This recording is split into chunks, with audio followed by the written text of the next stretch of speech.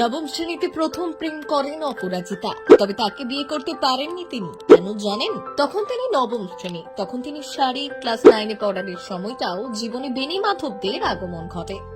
খুবই স্পর্শকাতর পরিস্থিতি তৈরি হয়। নতুন প্রেম কিংবা অনেকের ক্ষেত্রেই প্রথম প্রেমও ঘটে। সেই বয়সটাতেই অভিনেত্রী অপরাজিতা আড্ডের জীবনে নতুন প্রেম এসেছিল। সেই প্রেমিক মনে তোলপাড় ঝড় তুলে দিয়েছিল অপরাজিতা। তাকে ছাড়া কিছুই ভালো লাগতো না অভিনেত্রী। চোখে ধূত্র ফুল দেখতেন অপরাজিতা। সেই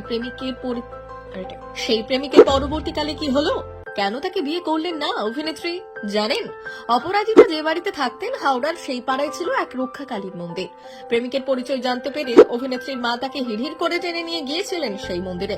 তারপর মায়ের কাছে শপথ করে বলতে বলেছিলেন, বলো সেই ছেলের দিকে তাকাবি না। তারপর মায়ের কাছে শপথ করে বলতে বলেছিলেন, বল সেই ছেলের দিকে তাকাবি না।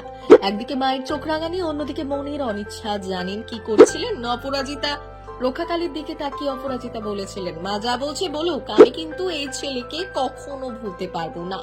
সেই ছেলেকে কিন্তু কোনোদিনও পাননি অপরাজিতা।